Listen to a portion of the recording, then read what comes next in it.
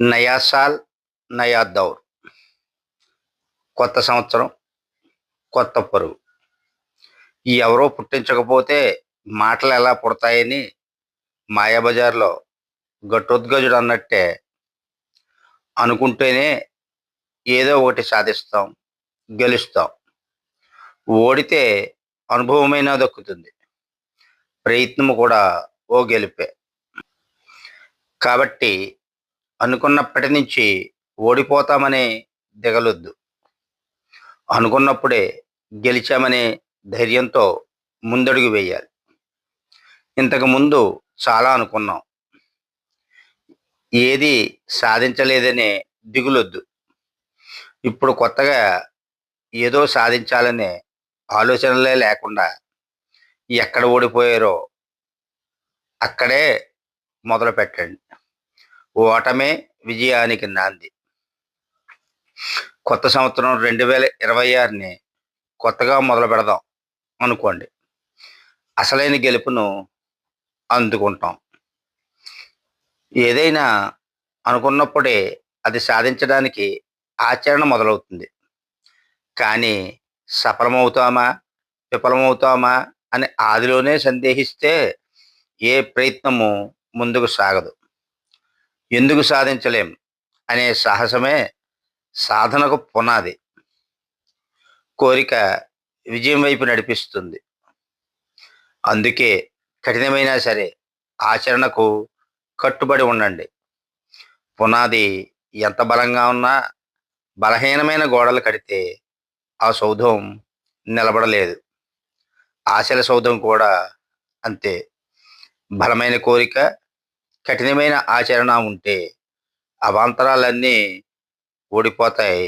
అవే తొలగిపోతాయి.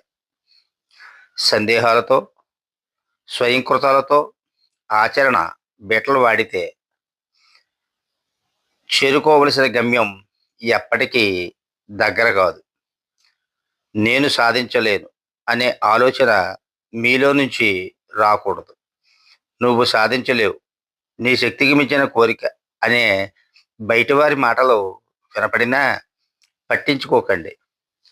అలా పట్టించుకుంటే ఆ స్వప్నమే చెదిరిపోతే ప్రయత్నమంతా వృధా అవుతుంది. కాబట్టి కోరికను కాపాడుకోండి. 2 చక్రాలు సమంగా ఉంటేనే బండి సవ్యంగా సాగుతుంది.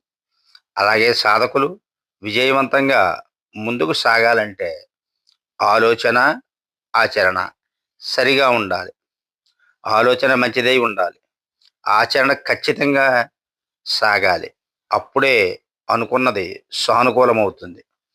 ఇతరుల అవకాశాల్ని, ఆస్తుల్ని, సంపదల్ని గెలుచుకునే కోరికలు ఉంటాయి. ఇవి నెరవేరక ఇబ్బంది పడతాయి.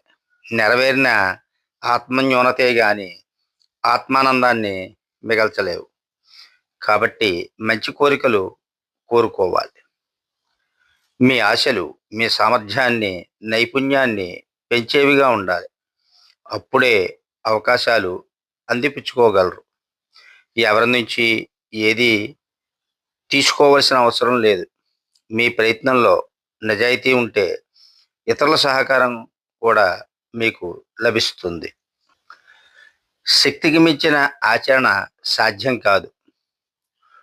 ఉరుకురికి పాలు తాగడం కంటే నిలబడి నీళ్లు తాగడం మేలు. నిదానంగా అయినా ప్రయత్నాన్ని కొనసాగిస్తూనే ఉండాలి. అంతేగాని ఆరంభశూరత్వం వద్దు. వైఫల్యం పలకరించినంత మాత్రాన కుదేలవ్వాల్సిన అవసరమే లేదు. ఓటమి వాస్తవ సామర్థ్యాన్ని ఎరుక చేస్తుంది. మీ లోపాలను ముందుంచుతుంది. అందుకే గెలుపుని మర్చిపోయినా పర్వాలేదు కానీ ఓటమిని మాత్రం రాసి పెట్టుకోండి.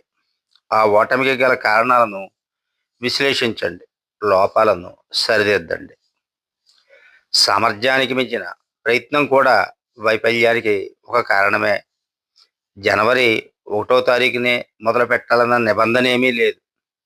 ఈరోజు ప్రారంభిస్తేనే అనుకున్నది సఫలం అవుతుంది అన్నది లేదు.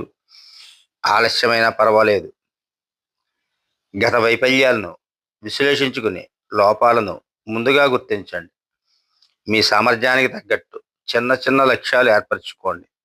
వాటిని అందుకోవడానికి ప్రణాళిక రచించుకోండి. చిన్న గెలుపుతో పెద్ద విజయానికి బాటలు వేయొచ్చు. ప్రతి ఒక్కరూ ఇంతకుముందు చాలా అనుకున్నాం, కానీ సాధించలేదు.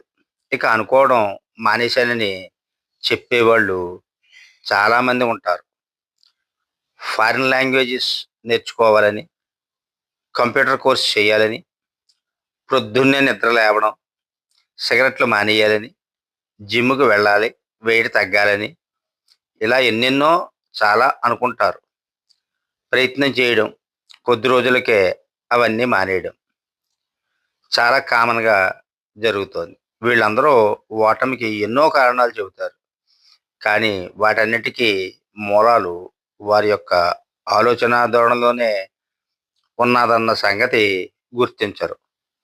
గెలుపు అనేది ఒక ప్రత్యేకమైనది. అందరికీ అందేది కాదు. కొందరు అదృష్టమని భావిస్తుంటారు. విజయం అనేది ప్రత్యేకమైన సందర్భం కానే కాదు. గెలుపు అనేది ఒక జీవన శైలి. ఏ రంగంలో ఏది సాధించాలో, దానికి సాధించాల్సిన నైపుణ్యాలు, వెచ్చించాల్సిన సమయం, మార్చుకోవలసిన అలవాట్లు కూడా ఉంటాయి. వాటికి అనుగుణంగా రోజువారీ జీవితాన్ని మలుచుకోవాలి. అప్పుడే అనుకున్నది ఒక్కొక్కటి చేరువవుతుంది. చుట్టూ ఉండే పరిసరాలు, రోజూ కలిసే మనుషులు, మనసులోకి వచ్చే ఆలోచనలన్నీ సానుకూలంగా ఉన్నప్పుడే గెలుపు సాధ్యమవుతుంది. కేవలం సమయం కేటాయించినంత మాత్రాన గెలుపు వస్తుందని అనుకోవద్దు. మీ విజయాన్ని ఆటంకపరిచే శత్రువులను కూడా గెలవాలి. అందుకే గెలుపు ప్రత్యేకమైన సందర్భం కాదు.